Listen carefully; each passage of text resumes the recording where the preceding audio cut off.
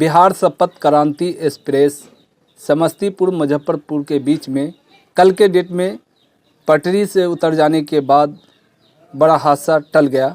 But आज के date में फिर से हावड़ा मुंबई एक्सप्रेस मालगाड़ी से जा टकराती है और 18 डब्बा जो है पटरी से उतर जाने के बाद 2 लोगों की मौत हो जाती है और कई लोग घायल हो जाते हैं, जिसका नज़दीकी अस्पताल में ट्रीटमेंट चालू है। हमेशा आपने सुनते रहते हैं कि कभी बालासोर के अंदर ट्रेन दुर्घटना हो गई, तो कभी बंगाल के अंदर ट्रेन दुर्घटना हो गई, तो कभी बिहार के अंदर पटरी से उतर गई ट्रेन, तो कभी झारखंड के अंदर ट्रेन टकरा गई।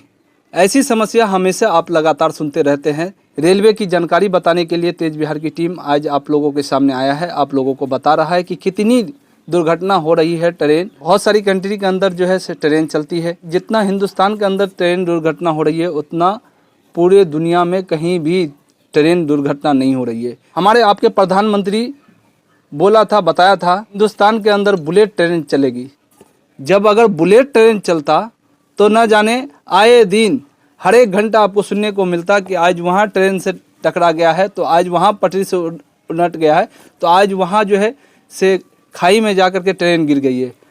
वो तो अच्छा है कि अभी तक के बुलेट ट्रेन नहीं चल रहा है हिंदुस्तान के अंदर, तब तो इतनी दुर्घटना हो रही है। बुलेट ट्रेन चलता तब कितनी दुर्घटना होती। यही आपको पता है कि चीन के अंदर इतनी फास्ट ट्रेन चलती है, वहाँ कहाँ इतनी दुर्घटना होती है जितना दुर्घटना हमारे हिंदुस्तान के अंदर हो रहा है। इसीलिए मैं रेलवे मंत्री को कहना चाहता हूँ कि इस्तीफा दे दीजिए। अगर आपसे रेलवे विभाग नहीं चल रहा है, रेलवे आपसे नहीं चल रहा है, आप तो बताते हैं कि इतना सिस्टम हमारे पास आ गया है, इतना टेक्निकल आ गया है, ऐसा चिप्स आ गया है कि अगर ट्रेन आपस में टकराने वाली रहेगी तो पता चल जाएगा, ट्रेन दुर्घटना नहीं होगी, ट्रेन टकराएगी नहीं, बट उससे ज़्यादा आप टकराने लगा है। क्या इससे पहले ट्रेन नहीं चलती थी हमारे हिंदुस्तान में? इतनी ट्रेन हादसा कहाँ होती थी जितना अब होने लगा है। रेलवे मंत्री अश्विनी वैष्णव को क्यों नहीं बर्खास्त कर रहे, क्यों नहीं हटाया जा रहा है? आखिरकार उनके रेलवे मंत्री बनने से कितनी लोगों की जाने गई है, कितना रेलवे हादसा हुआ है, कितना रेल एक्सीडेंट हुआ है, आप खुद समझते हैं। फिर भी रेलवे मंत्री अश्विनी वैष्णव जी जस का तस है और वो हटने का नाम नहीं ले रहे। और कोई मंत्री होते तो इस्तीफा दे देते। तो कहीं ना कहीं इस पर सोच विचार करने की ज़रूरत है। लोगों की जान माल की जो क्षति हो रही है, जो नुकसान हो रहा है, उनकी भरपाई कौन करेगा?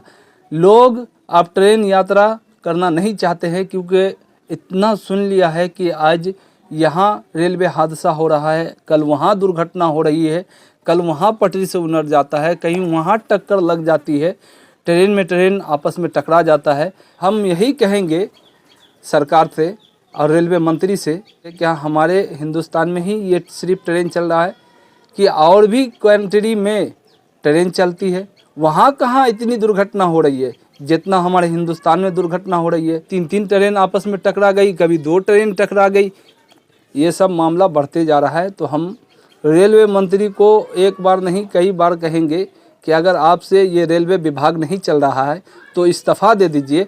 और ख़ास करके प्रधानमंत्री से भी मैं सवाल करूंगा कि आपके रेलवे मंत्री से अगर ये हिंदुस्तान का रेलवे अगर सिस्टम नहीं चल रहा है तो क्यों नहीं इस्तीफा मांगते हैं, क्यों नहीं उसको बर्खास्त करते हैं? आखिरकार कब तक ये चलता रहेगा? ये सिलसिला रेलवे का दुर्घटना कब तक चलता रहेगा? लोगों की कब तक जान जाती रहेगी? लोगों का जान माल का नुकसान कब तक होता रहेगा? क्या इससे पहले कोई रेलवे मंत्री नहीं थे हमारे हिंदुस्तान के अंदर? स्वयं थे हमारे बिहार के लालू जी थे रेलवे मंत्री। उस समय कहाँ इतना हादसा होता था? उस टाइम पे तो मुनाफा ही करके दिखाया था लालू जी ने।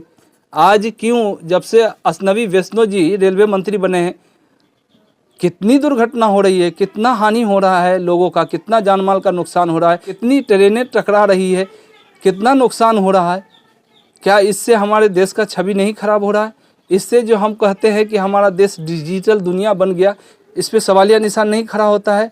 खुद रेलवे मंत्री बताते हैं कि रेलवे के अंदर ऐसा चिप्स लग गया है कि अगर आपस में कोई ट्रेन आने वाली रहेगी तो सूचना मिलेगा, कुछ ट्रेनें टकराने वाली रहेगी तो जानकारियाँ प्राप्त हो जाएगी, तो आपस में ट्रेन नहीं टकरा सकती है। और फिर टकराता है तो कहीं ना कहीं रेलवे मंत्री पर सवालिया निशान खड़ा होता है, और सवालिया निशान खड़ा हो रहा है और लगातार एक्सीडेंट का मामला होते जा रहा है रेलवे में।